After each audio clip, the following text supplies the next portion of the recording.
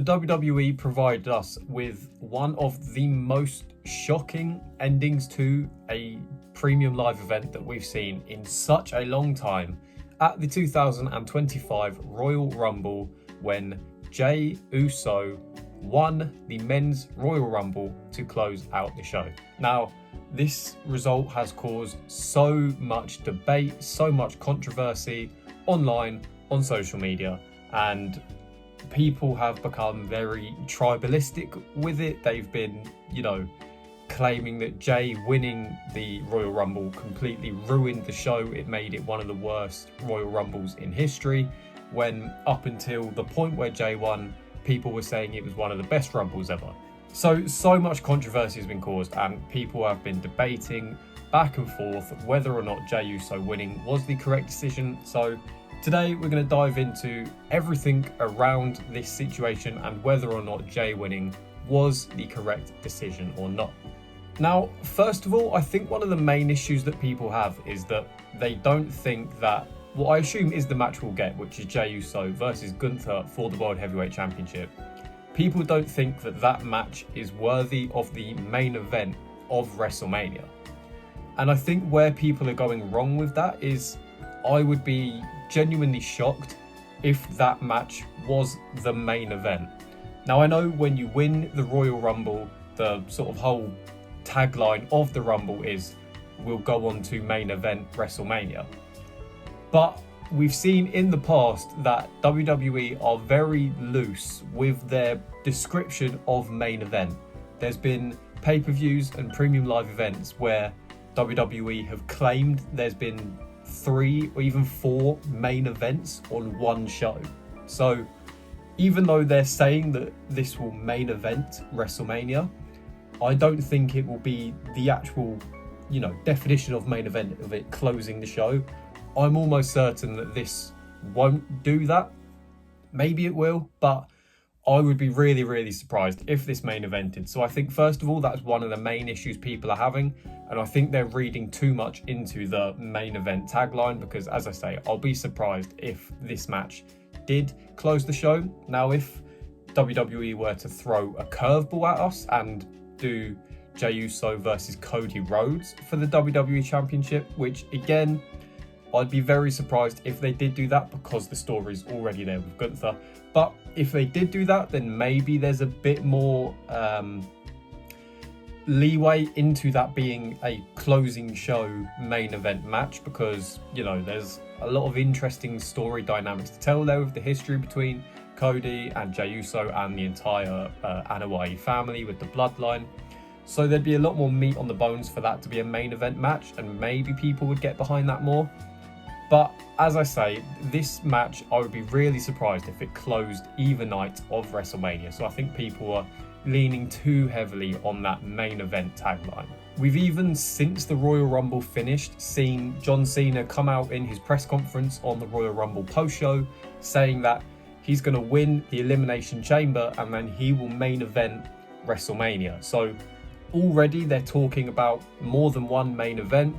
I can't actually remember if they said it for the Women's Rumble, but I'm assuming that they included that will main event WrestleMania in the tagline for the Women's Royal Rumble. So immediately we're already talking about 3 main events when there can only be 2 main events on, over both nights. So yeah, they're already being loose with the term main event, so don't read too much into that main event tagline. So I guess when we're talking about Jey Uso winning the Royal Rumble and all the controversy around it, the next thing we need to look at is, if not Jey, then who should have won the Royal Rumble?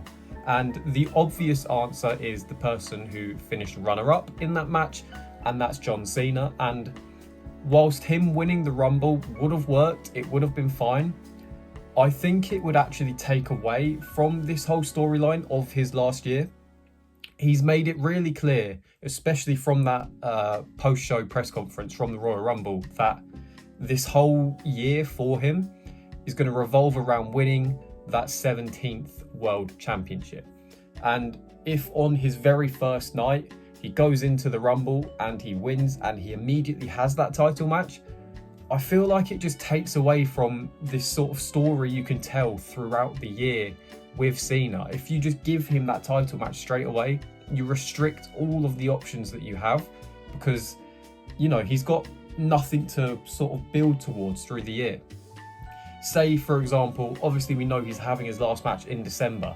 Say we get to, you know, June, July, like the middle of the year, and he still hasn't had that title match, or even if he's had one and he's lost it, then you start getting to a point of desperation. He's having to find different ways to earn himself a title match, you know, whether that be he could go and win Money in the Bank or something like that, whether that would be something you'd want. I don't think he would need to do that again. But there is so many ways that you can get John Cena to a World Championship match because it's John Cena. So I don't think you needed to give him a Royal Rumble win to get him a world title match. Whereas for Jey Uso, because he's already had title matches with Gunther, and I know that's an issue people have had, but because he's already had those matches and he lost those matches, he didn't have a clear pathway to another world title match at WrestleMania or at anywhere in the near future. So in terms of just, you know, the bare bones of what the Royal Rumble means, the title match at WrestleMania, Jey Uso needed a Royal Rumble win more than John Cena did. Because for me, the story of Cena chasing the 17th World Championship is a lot more interesting than the story of Cena holding the 17th World Championship. Now, that's not to say that if and when he does win the 17th championship, he should lose it straight away. But that chase, I think, will be more rewarding if there's a chase to it, if you get what I mean. If he just wins it straight away and then he holds it for the year, you know, I don't think that would have the same payoff as it would do if he's chasing it and he's desperate for this title match and he can't get it. He keeps coming up short. He came up short in the Rumble. Maybe he comes up just short in the Elimination Chamber. Maybe he's in Money in the Bank and he comes in just short. If he keeps coming up short, when he eventually does get that match and he eventually does win that title, it will just be all the more rewarding for the story that we've taken over the year, instead of just rushing into giving him that title in his final year. So that was Cena. And then in terms of other people who could have potentially won, Roman Reigns, I don't think it would make sense for him to win the Rumble this year. You're not going to do Roman versus Cody 3 in 3 consecutive WrestleMania main events. So I don't think that would happen. And Roman's on SmackDown, the other World Championships on Raw, so having him go for Gunther wouldn't really make sense, although I think that would be a great match.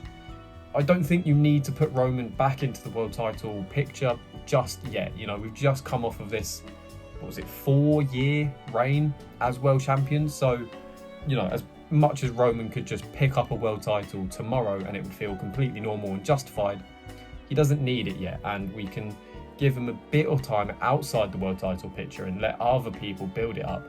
And then when the time is right, we can put Roman back into the world title situation. And then outside of Roman, you know, you're looking at people like Jacob Fatu. But again, I think if someone like Jacob Fatu won, that would have had the same level of controversy as it has done with Jey Uso, because it's not John Cena or CM Punk.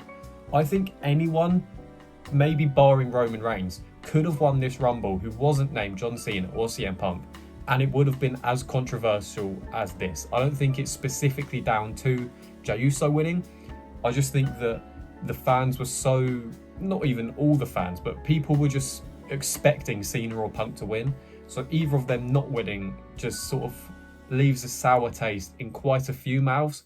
Not mine specifically, and I'm sure not some of you, but for some more narrow-minded fans, shall we say, it was this way or no way. And speaking of CM Punk, he for me was the one that made the most sense to win. Like, he made more sense than Cena, he made more sense than Jey Uso, more than Roman, more than anyone else, because, you know, this seemed like the only time that CM Punk can win a Royal Rumble. The one next year is in Saudi Arabia, and we know that Punk doesn't normally wrestle in Saudi Arabia because of, you know, his own moral views and obligations to stuff like that. So I'd be surprised if Punk's even in the Rumble next year. Maybe he's already world champion, and then that's a way we can work around that to getting him to the main event of WrestleMania. But winning the Rumble this year felt like his only chance, because by the time we get to 2027, he's going to be pushing 50, which I know people have won the Rumble near that age. Edge did it just a few years ago. But it felt like now was the prime time for him to win.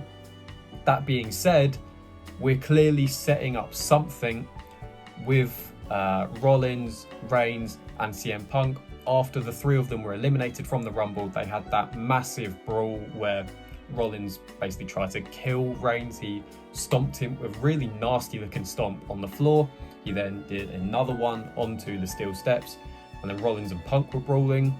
Punk then sort of walked over Roman's body and gave Heyman a sort of look of, I'm not even sure what sort of look. Obviously there's still this favour that Heyman owes to Punk, which we still don't know what it is, so that is very intriguing going into WrestleMania. So we'll find out what that is, and maybe that favour will somehow get Punk his main event match. Now, I actually don't really like the idea of Punk, Reigns and Rollins at WrestleMania. I think Reigns versus Rollins one-on-one works a lot better for me, and I would rather have Punk versus Cody Rhodes, for example, for the World Championship, which again, that will mean Cena doesn't get his world title match. So I'm sure some people will probably complain about that because, you know, Cena's not getting his title match. But as I say, build that story, let it grow over the year, let the desperation grow inside of Cena. Maybe, you know, that can do something to him. Maybe he starts showing some more heel characteristics, which we sort of saw in that post-show press conference. That was quite a, not necessarily a heel promo, but it was very tweenerish. You know, he wasn't being all hustle, loyalty and respect. He was being, I deserve this, I'm taking this main event match, I'm putting myself in the Elimination Chamber, not I'm going to fight for my spot. And now just circling back round to Jey Uso, I really think his eventual payoff, because if you're going to do the Gunther match at WrestleMania, I think Jey has to win that match. Otherwise, I think it does waste the Rumble a little bit. Not that the person who wins the Rumble has to win the title every time, because I don't necessarily think Charlotte should beat Tiffany Stratton, if I'm assuming that's the match that they'll do at Mania. But because we've done the Jey and Gunther match multiple times already, I think Jey has to win this one. Otherwise, there's just been no payoff to this entire storyline. And when/if he does win that match with Gunther, I really think it could have, you know, Kofi, Daniel Bryan, Becky Lynch, levels of that just appreciation and a sort of thing of finally someone's getting this thing that they deserve and have earned over a long career within the WWE. So that eventual payoff, that moment when Jey wins at WrestleMania, I think will make all of this worth it. And I think people, when they think about Jey Uso in terms of a singles competitor, everyone seems to lean on that match he had with Jimmy at last year's WrestleMania. And now after that show last year, I ranked every single match, and I'm pretty sure I did have that Usos match as the worst one on WrestleMania.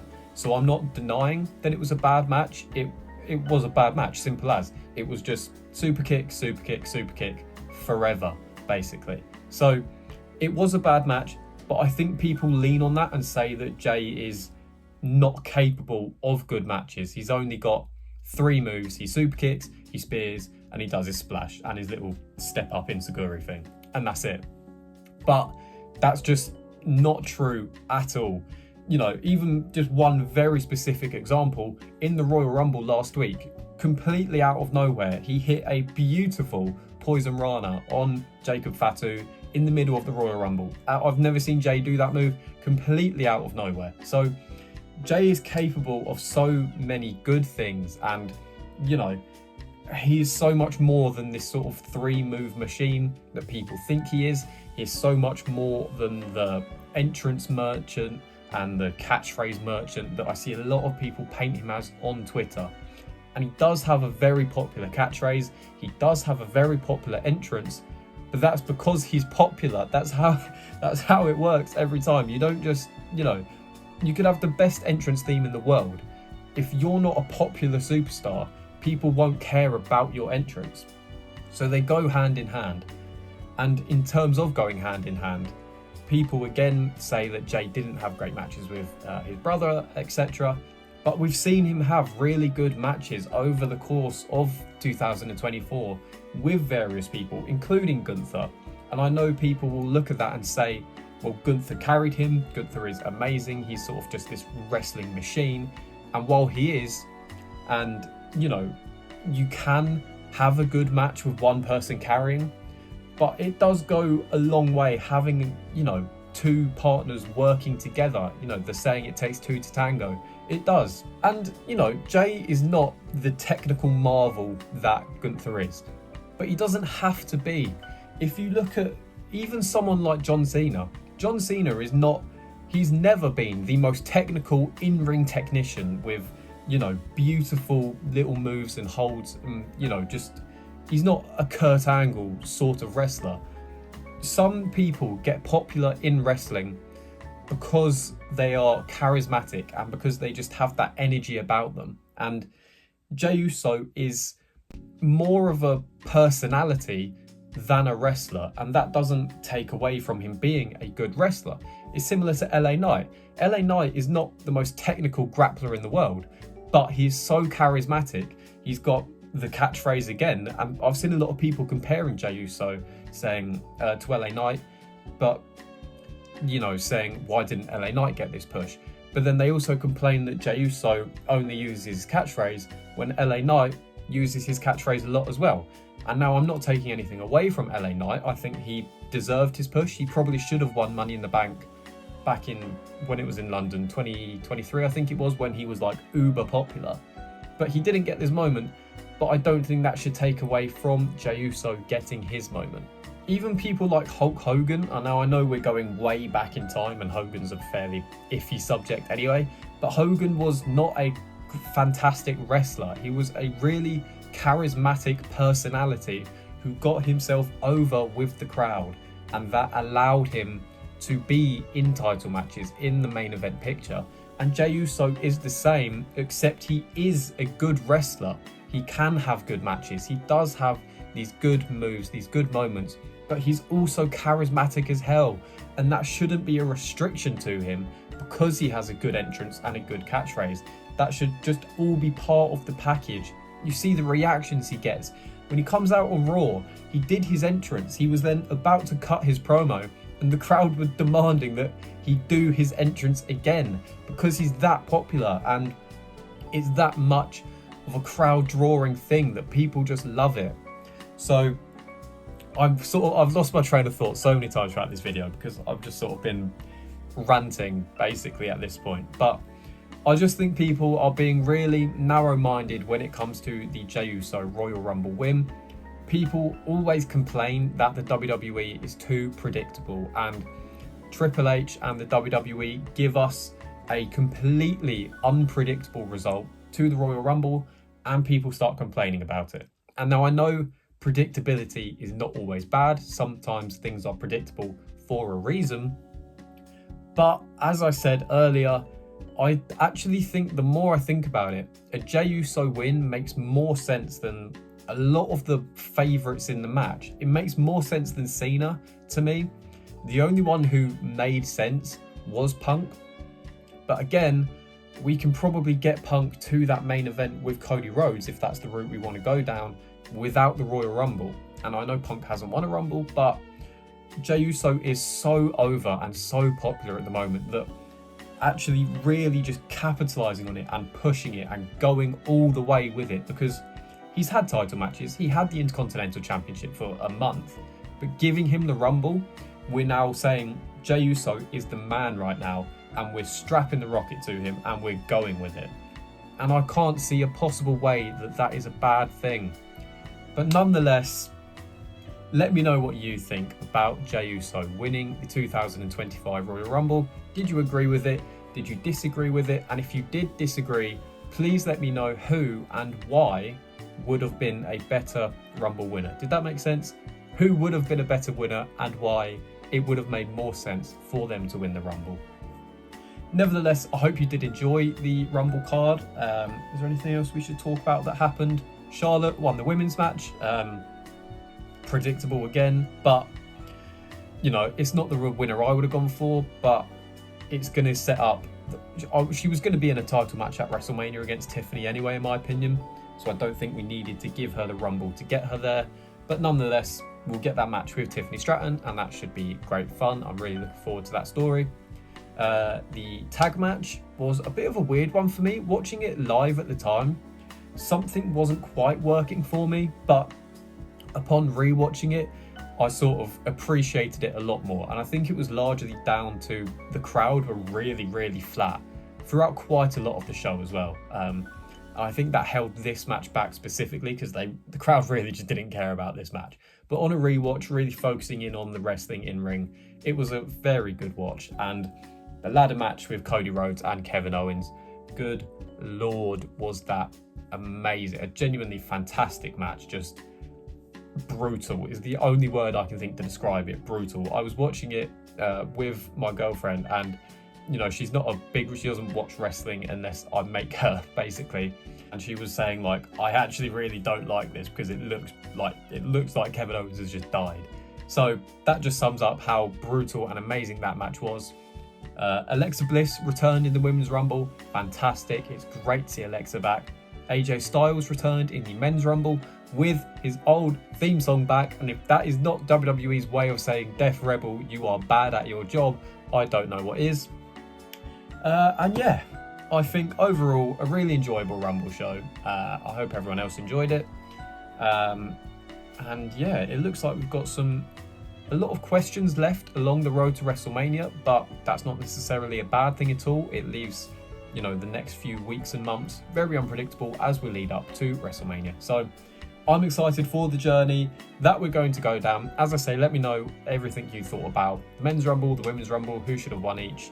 Any thoughts about anything, please do like the video if you enjoyed, subscribe for more wrestling content, and for now, thank you for watching.